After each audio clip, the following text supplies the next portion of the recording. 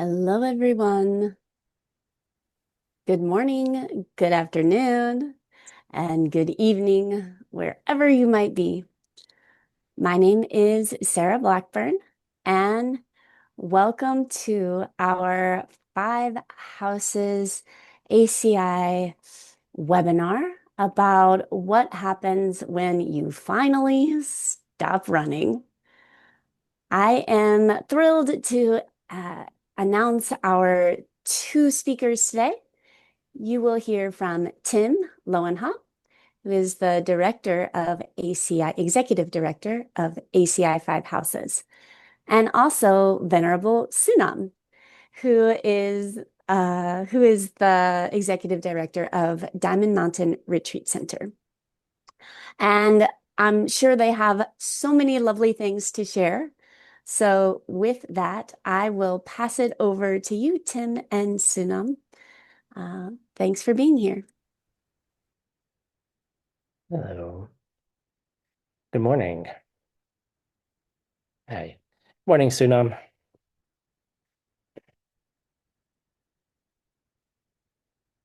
Yeah, I think your microphone is off. You know, just making sure everyone's paying attention. It's early. It's, I would say let's start with stop running. My personal work title for this talk is Get Out of the Rat Race. I don't know if you can relate to that one as well. Joanna is looking at me. Mhm.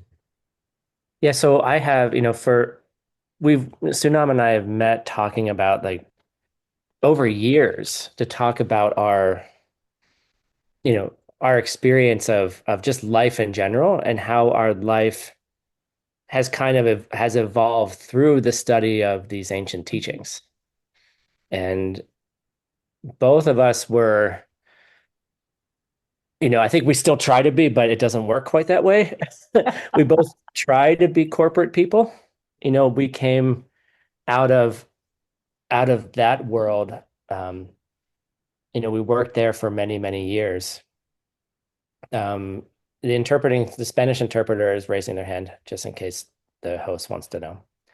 Um, and we've spent many years. I remember some of the first conversations I've had with Sunam were about work and how do we find time to go do all this crazy life in the with ACI or with the five houses and how to integrate all of it. And we had some ideas today on what can you do? Like how do you live the teachings? And I think that's a really important question of, I don't know, maybe the words of the difference between consumption and living. You know, are you consuming? What are you consuming and trying to then just get? Like this image, I don't know if Gina's here, but this image, and I couldn't find it last night when I was making a PowerPoint, but the image of for the advertisement of this of on the wheel, like you have this hamster that's, you know, just running in circles, right? And of course a hamster stuck in a cage, Hmm. right? Like, so the image of this is interesting, right? You have a, a, little furry creature. I had hamsters growing up, you know, they have very wild personalities. Some of them are chill, some of them are destructive. I had one that actually just ate through its cage to escape. But this idea that you have, you know, that this hamster has this exercise wheel that it just runs in, right? Doesn't really get anywhere, but just keeps moving, moving, moving, moving, right? And so we want to explore that both in our personal lives, our professional lives, and even more acutely in our Dharma life, in our life in the five houses. Like, in what ways are we just running? Mhm. And and go for it. And I think especially, and that's why maybe you have this intense feeling of this race running. When you start practicing, you have your worldly, your business life, you go and work or take care of your family. And then suddenly on the other side, you want to study. You try to attend as many teachings as possible. You sign up to volunteer, and that gives yourself the feeling that you are running even faster. And then also the aspect of, I think most of you might have committed to being a bodhisattva. Then additionally, sorry that I call it the burden at the moment, but then you additionally have this feeling, I need to help everybody. And that turns the spinning wheel faster and faster and faster. And Tim and I talked also, why has Sarah picked the two of us for this talk? Yeah, I always think that way too. Like why did I get this one? Why did and I would say you know that I've been equally um I've been equally stuck in this, right? I've been someone who has just run, run, run, run, run, even as, the executive director of the five houses, Mhm. you know, and there's like, oh, I got to do something. I have to do something. I got to plant the good seed.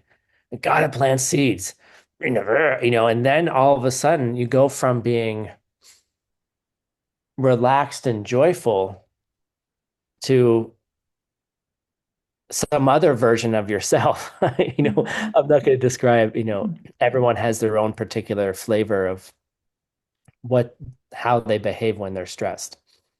By the way, if anyone, it's really helpful. A lot of you have your cameras on. It's really helpful if you're available to turn on your camera. I don't care if you're in your pajamas or if you didn't do your hair or do your makeup. Like like that's the rat race right there, okay? Thank you, Francisco. Your hair's sticking up. Perfect. 7 a.m. Perfect. Okay. Like it's nice to see who's looking. Who are we?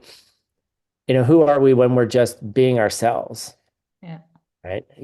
And so I think there's this, but what we want to talk about today is this, what Sunam just said is this burden of practice, this burden of family life, this burden of professional life, and then this idea of bodhisattvas and, oh, total enlightenment for the sake of all beings. Oh my God, I have to do it now. Oh, Diamond Way, do it in one lifetime. Go, right? Right. And then like Evgeny in the chat, right? That's exactly what it's like, right? Just running. Yeah. And then you're like, am I getting anywhere? And so that's what we'd like to discuss today and share some insights of how to maybe recognize you're there and then what to do about it. Mhm. I think it's really going from burden to joyful, and also from having this pressure on you. You need to fulfill everything. Because I think the people who are joining today who have that feelings are overachievers. Otherwise, you would not get into that state. Let me know in the chat if you are an overachiever, if you want to do everything and everything perfect. Oh, Elsie, I see you laughing. I got you. I think that's how we end up here. And I think in my personal experience, the only way to get out of this personal pressure we put on ourselves, being the overachiever to do it all, to make a career, to have a good family, to attend all the teachings which are offered, which is nearly impossible because five houses offer so many teachings, to having joy in what is important for your life. And how do you get there?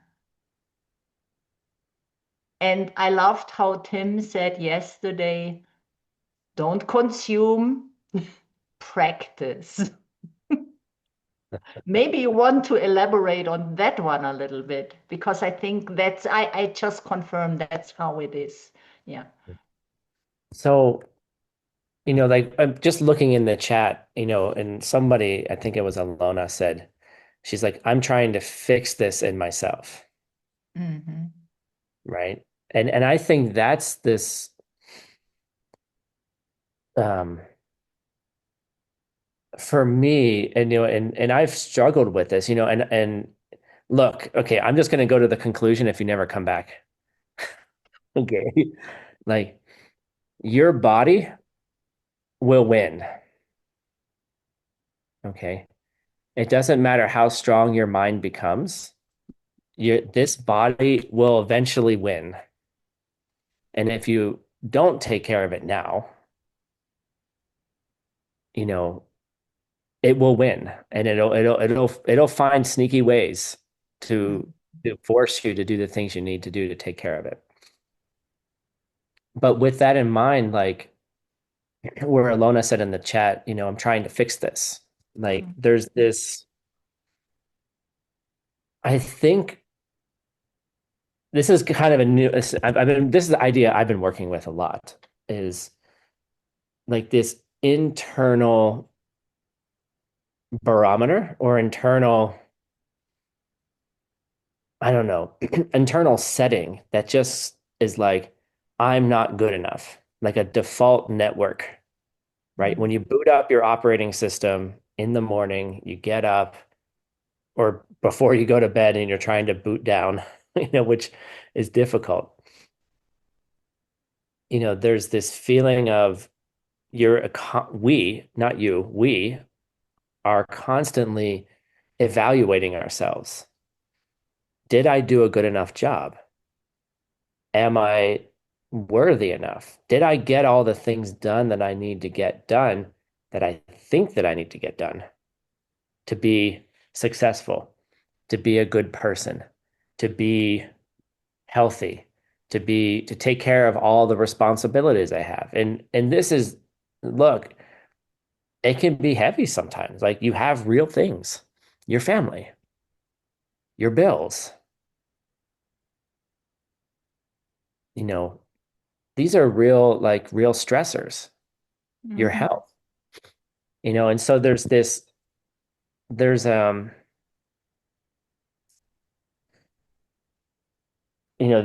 two things that kind of come into play in my mind. There's this self-talk. Okay. What do we say to ourselves inside of ourselves that define who we are, right? The language that we use, or the imagery, or the feelings that we use to say, this is me, right? And I think a lot of us, and I would imagine if you're here, you probably do, and the people who aren't here maybe don't, Mm-hmm.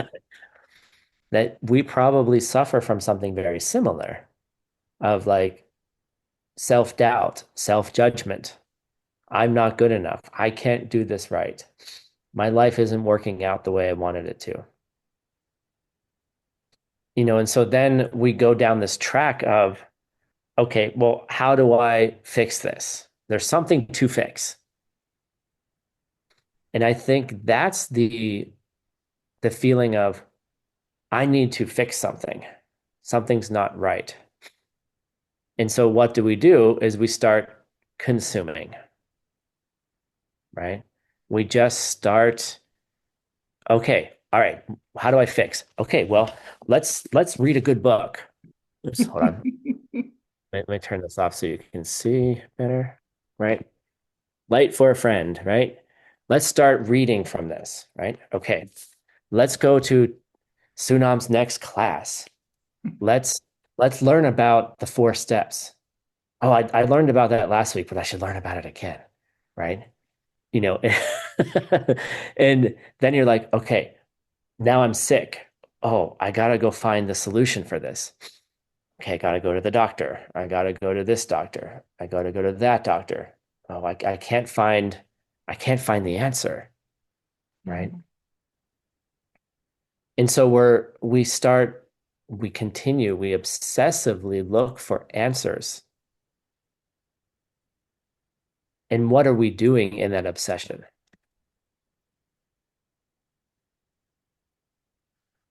We are taking our obsession into the Dharma. And I think that Mm, is because I think if we have this attitude in our worldly life, it's very natural that we take this attitude in how we study the Dharma. I need mm, to be perfect. I need to have this 4-step project being successful in 2 weeks. Why has the boyfriend not shown up? We are taking that self-talk into the Dharma. And then suddenly it becomes another pressure, and we are not practicing joyful. And if we are not practicing joyful, we will stop at one point. And mm. so that's why I personally believe and have experienced stop it. Give yourself the approval to leave your life behind for a few days or for a few weeks and go on retreat. And that is hard because I am so important. If I am not there, the world will fall apart. If I am not there, I don't know who am I if I don't have all this busyness and these 100 tasks to fulfill.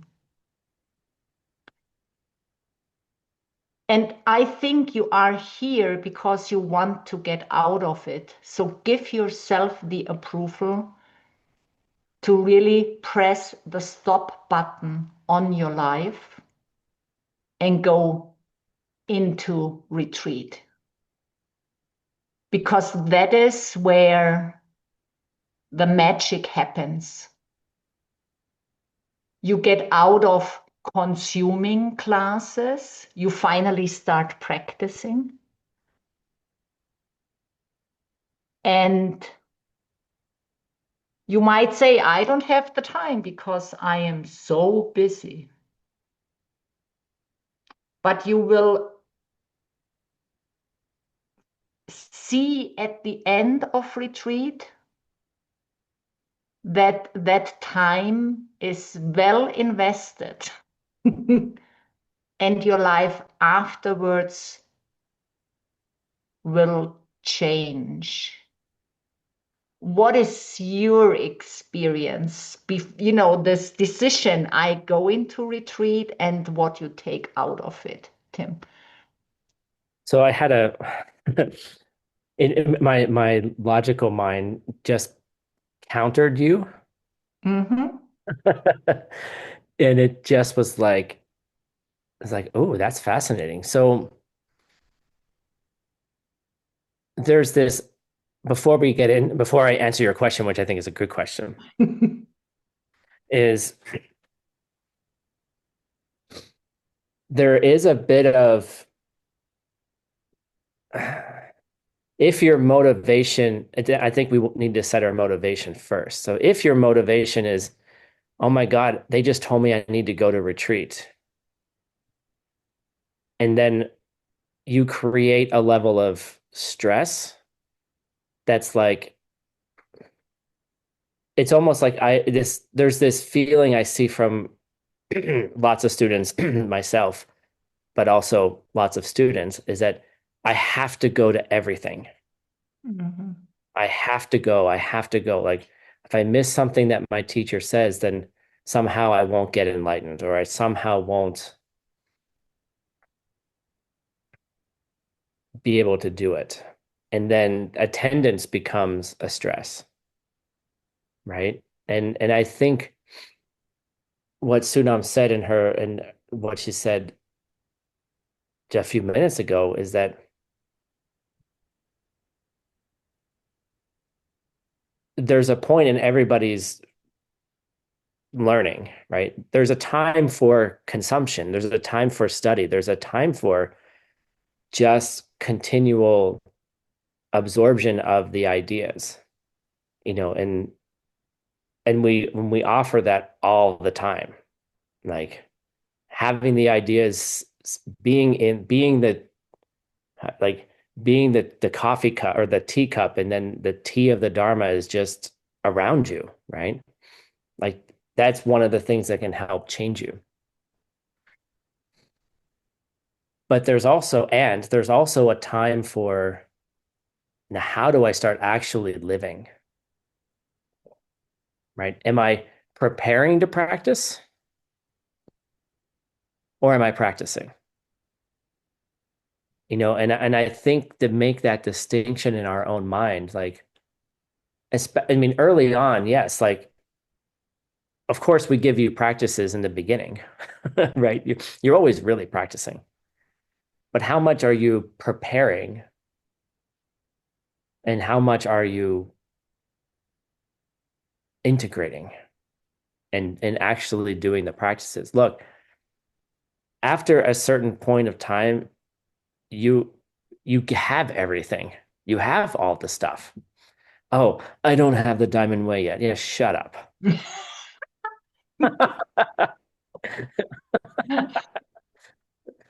Yes, you do. You just don't know that you do. Okay.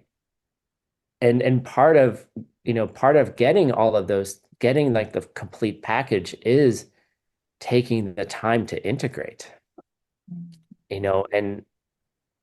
and to practice in a way that, because to be able to do the advanced teachings, the foundation has to be built. Mhm.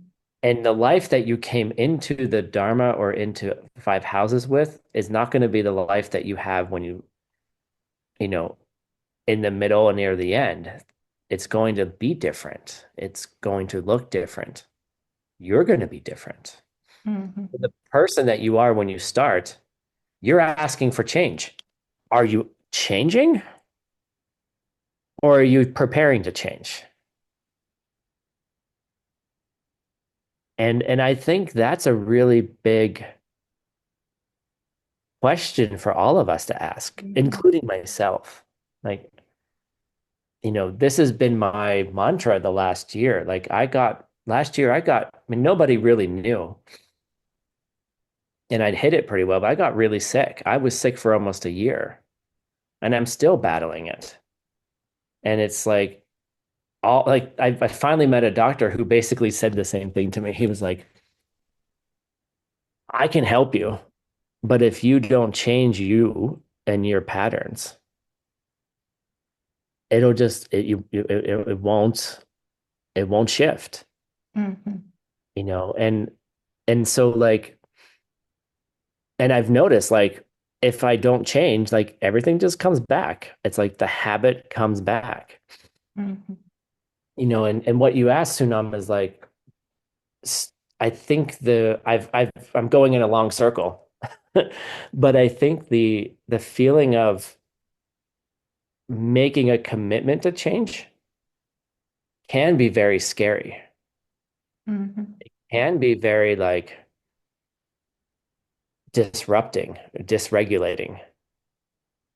because then you really have to look, right? You have to look at yourself, and that's part of Five Houses staff, Sunam Diamond Mountain staff. Part of our job is to provide the container for safety, for you to begin to shift and to make those changes. I remember the very first retreat I went on, second retreat, first retreat with this organization. Prescott, Lamrim 2, okay? 2011, January 2011, cold, snowy, beautiful, like right that way over the mountains. I now can, see Prescott from here. And you know what the first thing they did? This was 2011. This was before most people had smartphones. You had to give them your phone. You had to be like, Mm-hmm. do you know how hard it was for me to give up my contact with my business for 10 days? Mm-hmm. It was really, thank God they didn't lose my phone. They lost someone else's phone, but not mine. But we had to hand it in as an offering. And, that was like absolutely terrifying. 3 days, I was like, I didn't do this. I didn't do that. I didn't do this. And we're trying to go into retreat. And all I'm doing is thinking about all the things that I haven't yet done, and I think, and it was wildly dysregulating. It was wildly upsetting, but I made a commitment. Lamrim 1, Geshe Michael's sitting there and he goes, I thought it was a 10-day course. I thought Lamrim was 10 days. I didn't realize it's your life. Mm-hmm. And he said, oh, we're going to study this whole book, Gift of Liberation, thrust into the palm of your hand. And it's going to take us about 10 years. And in that moment, I was like, I'm going to do this. I'm going to change. Mm-hmm. And I went to, it turned out to be 14 years, 45 courses, 46 courses, something like that. 7, I think. 47, something Yeah. like that. So, and then the real work begins, Mm-hmm. And so I'm wondering, Sunam, like you've seen me go, like you've seen me, like that's my first retreat. I mean, you've also seen me go into longer Diamond Way retreats as well, you know, and you manage a center where people come to you to be like, I need to change, right? And they're Mm-hmm. basically handing you like their soul. I mean, like I don't know how to, but I'm gonna change. I want to. Like how do you care for them? Like how do you help them knowing that that change process is at best uncomfortable? Mm-hmm. I see it in many people coming, and I know it also from myself going into retreat. So you finally make the decision, you press the stop button because you need to think about how you change and you need time to practice. And then you prepare for it. And then your official retreat starts Friday at 12 o'clock. And then you are not able to let go. And as said, I see that in myself, and I see that in so many people who are coming, that there is a phase of about 2 to 3 days in the beginning where you have not yet really overcome all the doubts in you that you pressed the stop button. There is still this a little bit not trusting that you can leave your worldly life, that it will work without you out there, that your husband is taking good care of the kids, that you're people manage the business without you.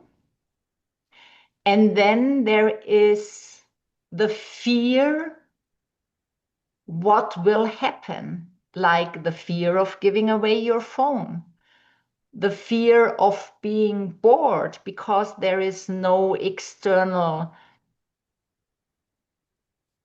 entertainment coming at you. So for many people, it takes a few days to make that shift.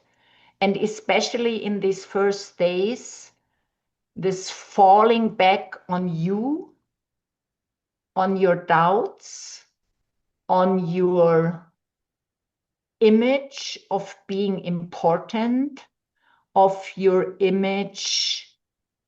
I don't know, everybody has a different mental affliction there, why they cannot go into retreat.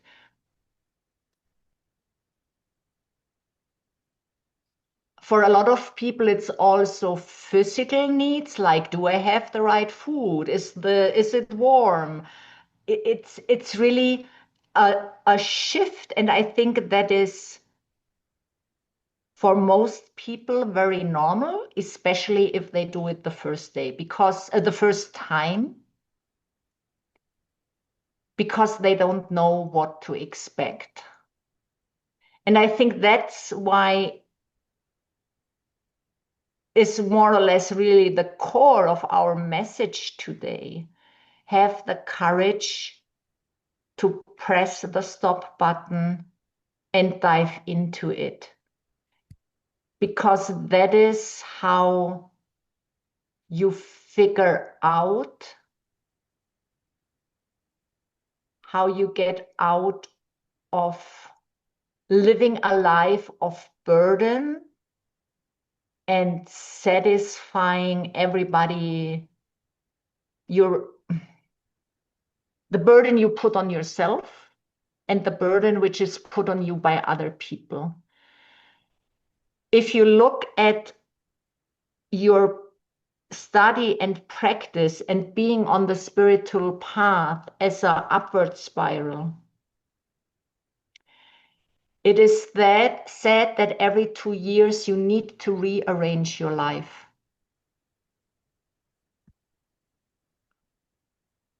And if you start out on the path, the first rearrangement is more or less, what do you let go of your old life that you can make time for practice and study? And then maybe later on, you need to make the decision, what is the most important practice for me? Do I need to let go of other practices I started on and proceed to higher practices?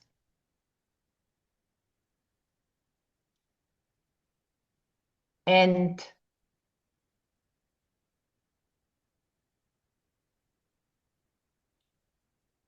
you can do that intellectually when you are in your busy life in the sense of worldly, and busy in the sense of Dharma.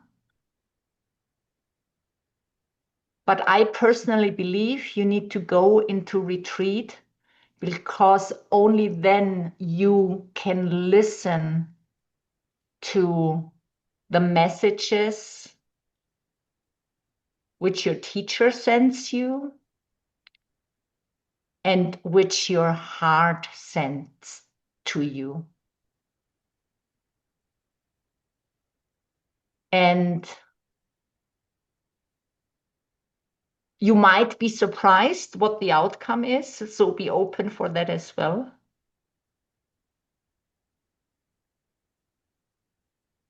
And retreat is, I personally say, you need to go to the sweat and tears to end up with the bliss. That is the hard part. You need to face yourself and see what you have to let go. Not only in the outside, also which mental afflictions you need to go through to get on the next round of the spiral. If you don't do it, you will be stuck. And my personal challenge is also that I oftentimes carry the busyness of my daily life into retreat. Then I overpack my schedule. Don't allow myself to sleep 12 hours per day in the first days. But then there is a point where I always find the joy in the practice, in the silence, in having slow going days. That's how I would call it. And then the messages come. How does your retreat go? You know, Because I always had oftentimes the feeling I need to push you into retreat. right. And I think that's you know, I think change doesn't happen in in what's the word I'm looking for? Change is not a solo effort, actually, Mm. which is which is slightly ironic or contradictory to us saying you need to go into retreat. There's no retreat that happens by yourself. You know, well, what does that mean? It's like, well, yeah, you go like typically go into a cottage or a space by yourself. There's nobody there. You're doing the practices. But retreat doesn't happen by yourself. Like it happens in community because there's no way you could stock up on a month's worth of fresh food and expect not to, get sick when your vegetables, rot in the fridge after 3 weeks, you know, and and I think that like having the community of people to say, look, I have seen the changes that are possible when we finally do let go, right? Mm.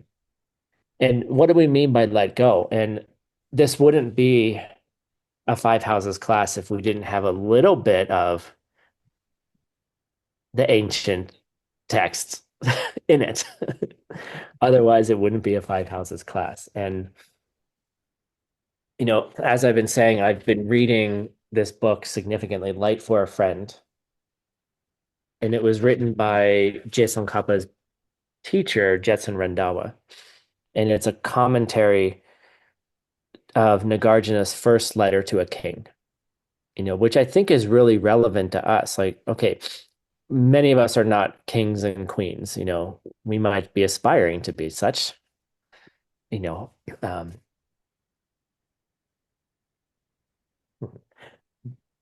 but it's an amazing guidebook on how to live in in a world that is just pushing you to achieve and then squeezing the last bit of achievement out of you until your body doesn't work anymore.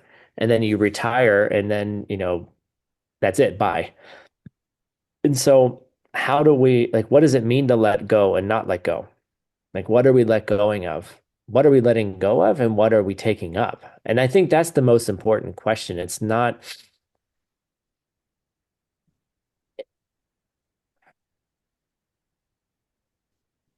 change requires, as Sunam says, like to look at and confront who you are right now. Mm. Who are you? Like in the good, the bad, and the ugly, as we say in English. Like what things do you and many of us do great things. Many of us have afflictions. We probably all have all of those things.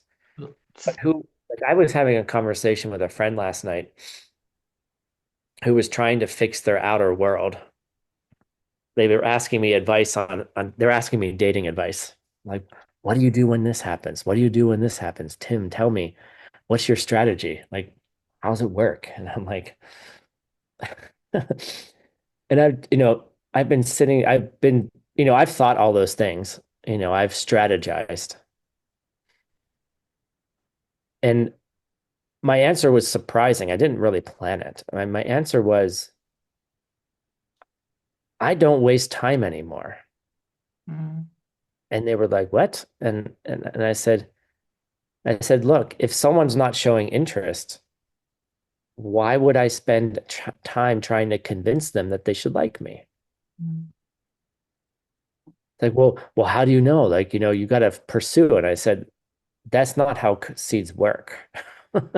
Like, but you know, and then of course for the next half an hour, all we talked about were strategies of what to do when you're pursuing someone. And I was like, all right, okay, you didn't hear me. Fine. We'll talk Mm. about, and I kept coming back to like, oh, okay, well, what do you do? Well, if the conversation's not going anywhere, I'm just like, hey, this was really nice to talk to you. I learned something cool about you. You like cats. Thanks for sharing. I have something else to do. Like, and I kept trying to say, like, get out, like, stop wasting your time Mhm. trying to make something work that's not working. Mhm. What do you waste, but then what do you spend your time on? Ta-da! Light for a friend. Okay. All right. And there's a really great definition in this book of mindfulness. The Tibetan word is bakyu. All right. Like mindfulness is this word that everyone like uses. Be mindful, blah, blah, blah. Like let's do mindfulness training. All right. I'll tell you what Jetson Randhawa says about mindfulness, and then we'll have a little bit of discussion about it. He says in mindfulness, it's very, very simple, but very complicated to put into practice. It's where we're accustoming ourselves to things associated with virtue and then shielding ourselves from the opposite. Okay. And it's a state where we can then discover the sacred nectar of nirvana, which I think is pretty cool as a Mhm. definition, right? Like, what are we taking up? And really, what are we giving up? Give up trying to figure out whether somebody likes you or not. It doesn't matter how hard you try to talk to them. Be a nice person, be a kind person. And I kept trying to show my friend, even last night, through example, and then I had to show them, explain what I was doing, how I was talking to the waitress, right? And I was like, look, like treat everyone like a whole person. That person has a life, they have a family, they have worries, they have all of those things. And at one point I said, "Did you notice what I just did?" And he said, "No, no, no, no." And I said, her name was Destiny, by the way. If that's not a secret message, I don't know. And he was like, "Well, wait, wait, what? Do you like her?" And I said, and I was just like, "No, I don't. I mean, I don't have a crush on this person. And I said, I'm not even thinking about whether I could date this person or not. Mhm. I'm treating this person like they need something. So Mhm. like I let go of all the things that I was worried about. Like, oh my God, what if they don't like me? Should I say the right thing? What if I did this? What if I did that? And I just was like treating them like they needed something. Mhm. I don't have to worry about whether I'm kind or whether I'm like the person that they want or they don't want. Like like that's like Mhm. crazy talk. Um, Mhm. but this is where Jetson Randhawa comes, like he comes out, and it's really beautiful. The next verse after when he defines mindfulness, then has a beautiful line that Geshe Michael said to me one day in Kyoto. So I'm going to go through this and then I don't want to spend too much time. I'm going to wrap up here. Okay. And I'm calling this verse from behind a cloud. Okay. Marina, can you read this, please? Ancient che pak your palme, cine daktan sen parjutian, davas tu te chau tabur nam sote, dravo sor ton ten te chin chin. Nice. Good job. So this line down here, Dawa Trinjal, this third, oops, sorry, down here, Dawa Trinjal means the moon coming out from behind a cloud. Mhm. And I was in Kyoto. We walked out of a teaching and the clouds were moving across the sky, like thin clouds. And Geshe-la pointed up at the cloud and he said, Dawa Trinjawa. Mhm. And I looked at him and I was like, what? And then the cloud moved from across the moon, and then the moon shone over, like just like illuminated the whole space. It was dark, and then the whole area became illuminated with that soft white moonlight. And he was like, Dawatrin Trawa. And I was like, moon, cloud, Dawa is moon, Trin is cloud, Drawa is free. And I was like, okay, I get it. The moon coming out from behind a cloud. And he said, and then he explained it to me. And he said, the struggle that one takes to then begin to shine far outweighs the shining that you already have. Was like, what? And so this moment was so burned into my mind because then he said someone that has to work hard to be a good person versus someone who's just a good person is vastly different on a karmic level. Mhm. Like doing the hard work to then remove your negative emotions is so much more powerful than if you didn't have to do it at all. And for me, like what Sunam was saying is that going into a community space where you are going by yourself into retreat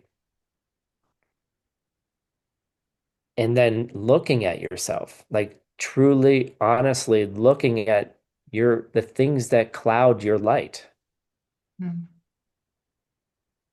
Like what gets in your way? Like what internal ruminations or belief systems do you have that are just causing more suffering? How do I talk to the girl? How do I talk to the boy? What's going to work, Tim? Tell me the strategy. And I'm like, the strategy is don't waste your time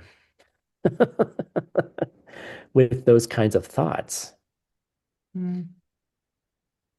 It's like, but that's the solution. But you have to see your clouds. You have to see your inner landscape. You have to hear, don't talk to boys, go to retreat. Anastasia, that's our next t-shirt. Love it. Excuse me. Um, you know, that's great. That's awesome.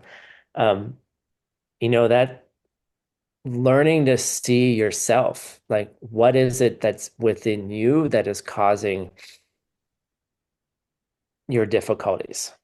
what's going on, and just being able to lay bare, like put it out on the table, not judgmentally, not in the rat race, right?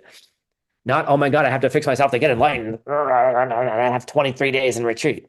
You're Mhm. like, just calm the fuck down.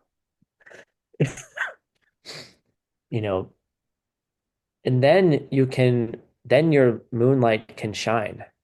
Mhm. Then you really can start seeing what's going to cause different things to happen and what things are you doing that are just repeating the same cycle over and over again. Mhm. Mhm. And so, Sunam, I'm wondering, like, when you come out of retreat, like, and then you have to literally start running again, Yeah, that's what happens next? I think that's another challenge.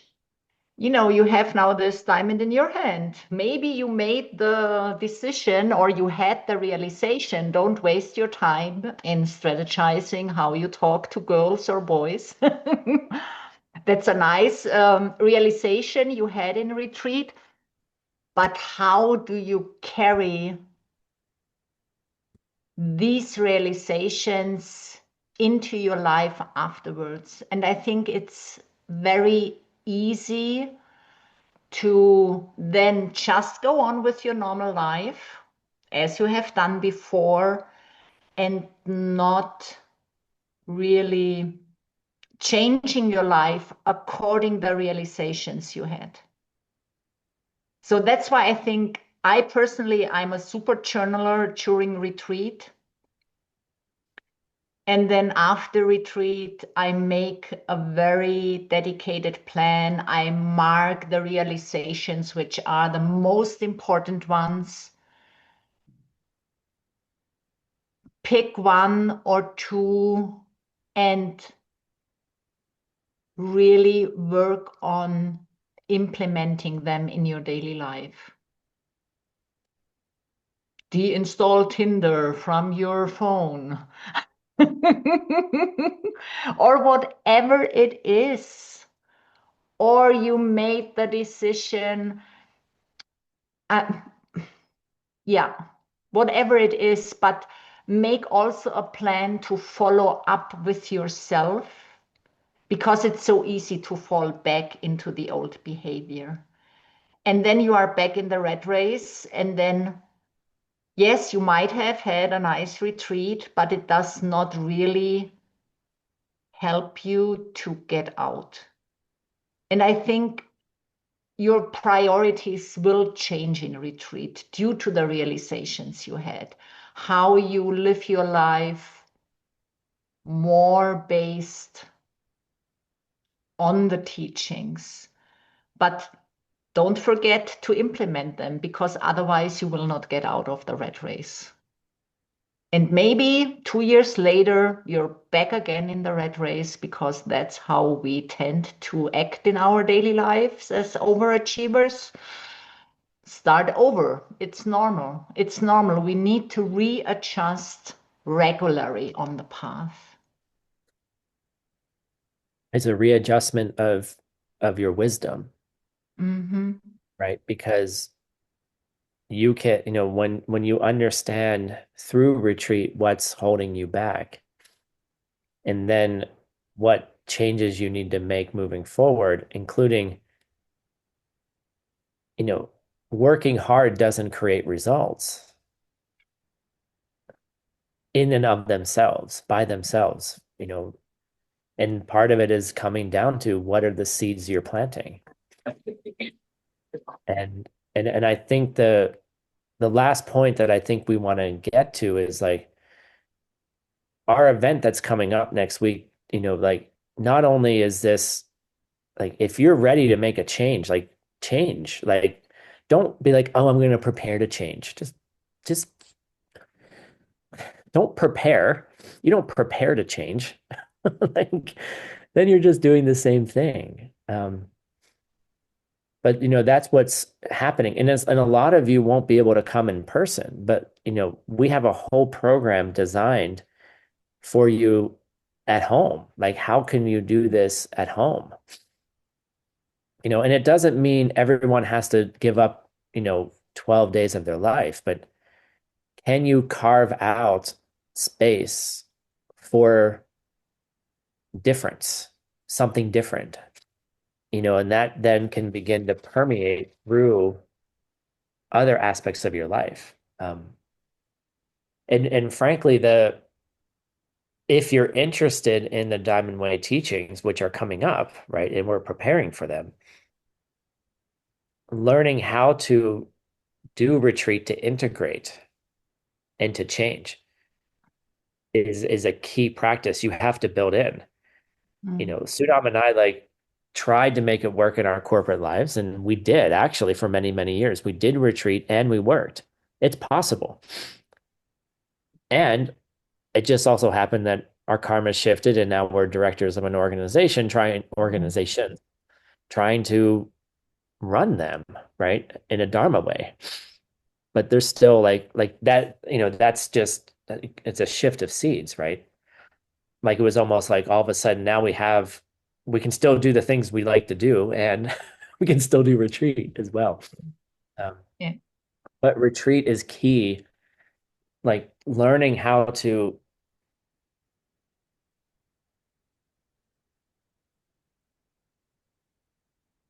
your old life got you to where you are right now. Like, you were already doing all the great things.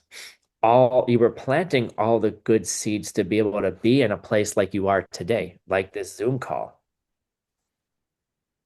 right? But it doesn't pause there. It doesn't just stop there. Transformation keeps going. And sometimes it's it's like squeezing yourself, we say a round peg through a square hole, or a square peg through a round hole, something like that. Like, you're trying to you're like, oh, I'm going to become a bodhisattva. I got to plant good seeds. And then you can't fit in. And then you're like, well, why can't I fit in? Well, because there's not wisdom here in this shoulder. There's not wisdom in my words or my thinking. And so that retreat gives you that opportunity to pause, stop running, sleep, finally. Thank God. That's the first thing I do in retreat is sleep. Breathe deeper, disconnect from all of this EMF radiation, right? And try something different, because you can't change unless you do something different, period. Yeah. And I think that's what we're inviting you to make that change and to create, and we're creating that space, that environment, both in person and online, for you to begin to bring those changes about. And I think especially I love that you can join online. You don't have to go through the hustle of traveling or whatever. You can sit with your cat on your couch. But I would highly encourage you, don't squeeze it on top of your daily life.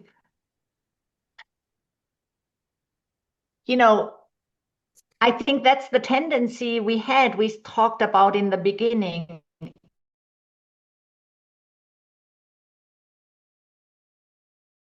That you can be there mentally. So make a clear decision. Oh, in these 11 days, I don't, you need to make a clear decision to make the time that you can be there with your mind. Maybe you have the possibility to work from home and make a clear decision. I work so many hours, the rest I retreat. And that's also this decision. I go on retreat. I let go for this time of part of my lives, which I otherwise consider super important. Please do that as well when you are online. When you are on site, it's easier.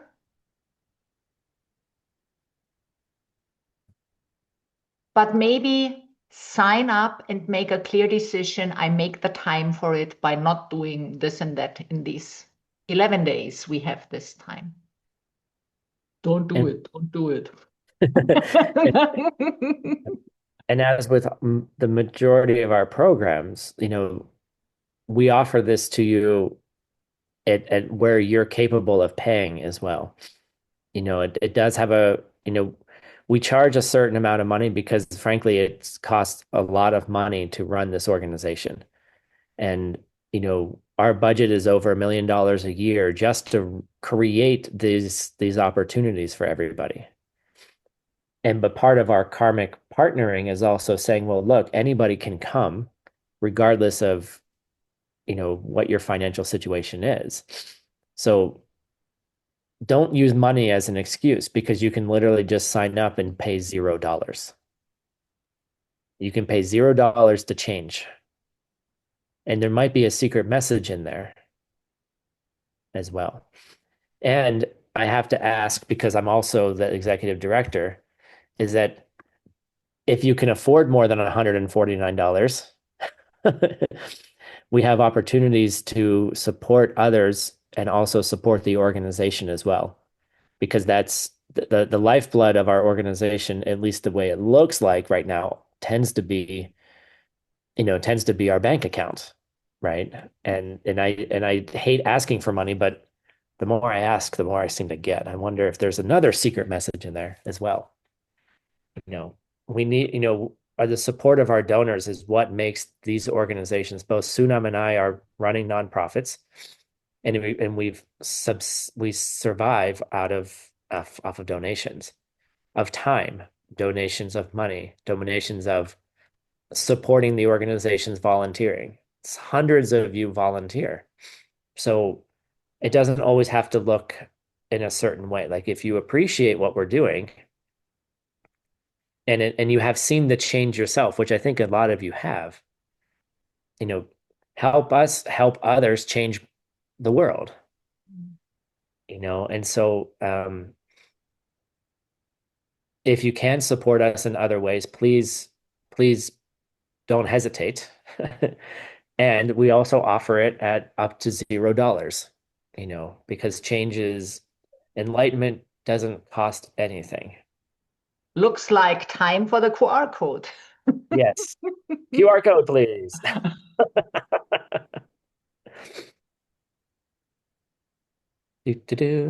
Nope. Apparently we don't have the karma for a QR code.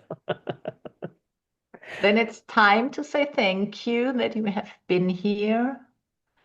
Thank you, tech team. Thank you, translators. Is there a backup? We do kind of need a QR code. Anastasia, someone, Gina. If Marina can't get it, it would be really nice. All right. Anyway, well, I guess we don't have the karma for it. Wonderful.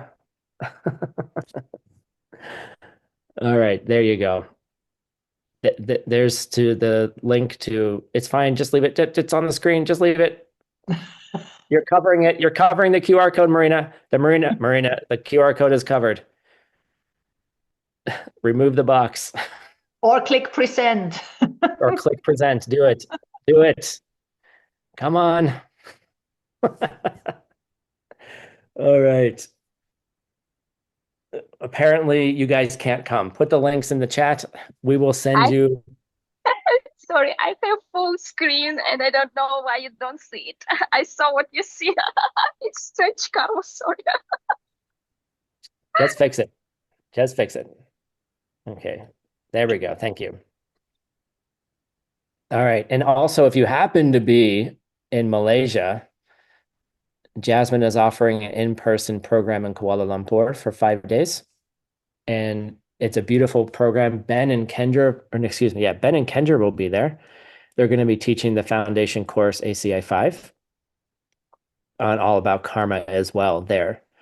So if you want to go in person and you just magically have time, please head off to that.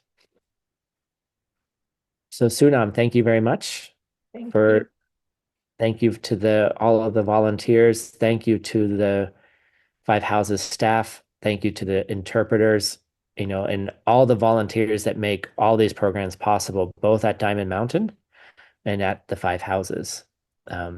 And I do want to say just one last thing, like change comes because you made a choice to change,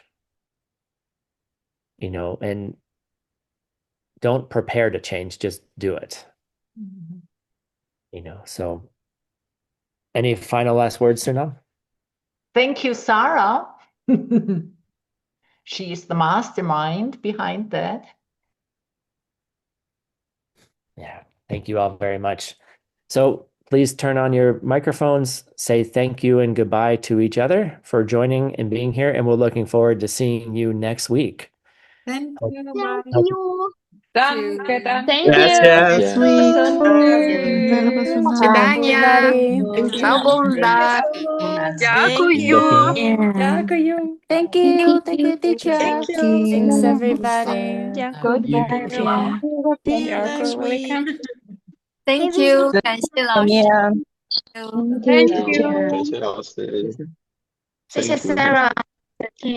感谢老师。 Thanks, everybody. Grazie mille maestri, per piacere rimanete infinitamente. Grazie.